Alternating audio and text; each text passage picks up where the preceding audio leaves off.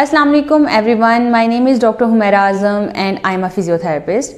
अगर आपको जिस्म के मुख्तलिफ हिस्सों में दर्द रहता है, अकड़ाव की शिकायत है, सर दर्द रहता है, हाथ या पाँव का सुनपन की शिकायत हो रही है, इसके साथ साथ आपकी नींद भी पूरी नहीं हो रही, बेचैनी, इसराब और जिस्म की कमज़ोरी की शिकायत रह रही है, तो आपको हो सकता है कि फाइब्रोमाइल्जिया हो।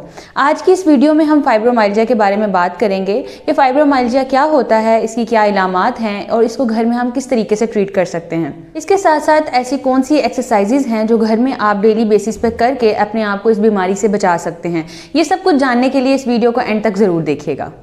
अगर हम फाइब्रोमाइल्जिया की बात करें तो फाइब्रोमाइल्जिया एक कम्प्लेक्स सिंड्रोम है।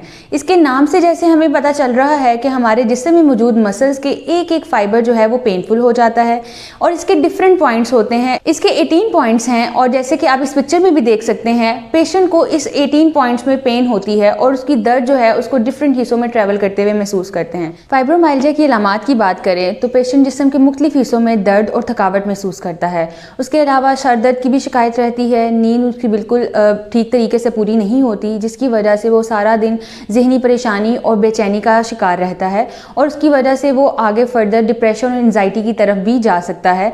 और उसको सबसे ज़्यादा डाइजेशन प्रॉब्लम भी रहती है, जिसमें उसको भूख का ना लगना और उसके अलावा कॉन्स्टिपेशन या लूज मोशन जैसी शिकायत का भी सामना करना पड़ता है।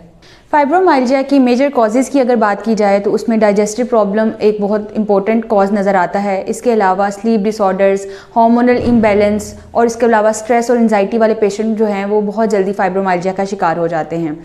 फीमेल्स की तादाद जो है वो फाइब्रोमाइल्जिया में ज़्यादा देखी जाती है। ये क्लिनिकली और साइंटिफिक बेस एक फैक्ट है कि फ़ीमेल्स जो हैं वो फाइब्रोमाइल्जिया का ज़्यादा शिकार होती हैं। फाइब्रोमाइल्जिया के ट्रीटमेंट की बात की जाए तो मेडिकेशन के साथ साथ एक्सरसाइज एक बहुत इंपॉर्टेंट रोल प्ले करता है। इसका ट्रीटमेंट बेसिकली हम सिम्टोमेटिक ट्रीटमेंट की तरफ जाते हैं कि जो पेशेंट को कंप्लेन होती है, जैसे कि अगर पेशेंट को बहुत ज़्यादा पेन जो है वो कंप्लेन कर रहा है तो उसके लिए हम क्लिनिकली डिफरेंट मोडेलिटीज़ का यूज़ करते हैं, जिसमें टेंस है। इसके अलावा उसकी कंडीशन के अकॉर्डिंग आइसिंग या हीटिंग मोडेलिटीज़ भी यूज़ करते हैं। इसके अलावा बहुत सारी मसल की टेक्निक्स हैं, स्ट्रेंथनिंग है, स्ट्रेचिंग एक्सरसाइजेज हैं, जिसमें स्पेसिफिक ग्रुप ऑफ मसल्स को स्ट्रेच किया जाता है और वो डिपेंडिंग अपॉन द कंडीशन हम लोग उसको डिफरेंट मसल ग्रुप को स्ट्रेंथन भी करते हैं। फाइब्रोमाइल्जिया में अगर एक्सरसाइजेज की बात की जाए तो ब्रीदिंग एक्सरसाइज एक बहुत इंपॉर्टेंट रोल प्ले करता है। अगर ब्रीदिंग एक्सरसाइज के अलावा different range of motion exercises हैं वो उसके मसल्स को काफ़ी रिलैक्स करते हैं। जैसे पेशेंट को हेडेक की कंप्लेन रहती है, उसके अंदर पेशेंट के लिए काफ़ी रिलीफ का वजह बनती हैं। फाइब्रोमाइल्जिया के पेशेंट्स को जो हम होम प्लान में एक्सरसाइज बताते हैं उसमें सबसे मोस्ट इंपॉर्टेंट एक्सरसाइज हमारे पास ब्रीदिंग एक्सरसाइजेज होती हैं, जिसमें हम लोग डिफरेंट टेक्निक्स होती हैं, जिसमें एक पर स्लिप ब्रीदिंग जो है वो मोस्ट कॉमनली हम रिकमेंड करते हैं, जो ना सिर्फ पेशेंट के स्ट्रेस को ईजी करते हैं बल्कि उसकी पूरी बॉडी रिलैक्स फील करती है। इसके अलावा हम नेक की different range of motion exercises बताते हैं। जैसे पेशेंट कंप्लेन सर दर्द की कंप्लेन के साथ बहुत ज़्यादा आते हैं तो उसमें रेंज ऑफ मोशन एक्सरसाइजेज या जेंटल स्ट्रेच जो है वो काफ़ी ईजी कर देता है उसके मसल्स को और पेशेंट की जो हेडेक है वो भी बेहतर होती है। अगर एक्सरसाइज की बात की जाए तो इसके लिए बहुत ईजी टेक्निक ये है कि हम एक हाथ को अपनी कमर के पिछले हिस्से ले जाएं और एक कान को दूसरी तरफ लगाने की कोशिश करें और अपना सर बिल्कुल सीधा रखना है और साथ में अपनी ब्रीदिंग जो है वो आपने करते रहना है।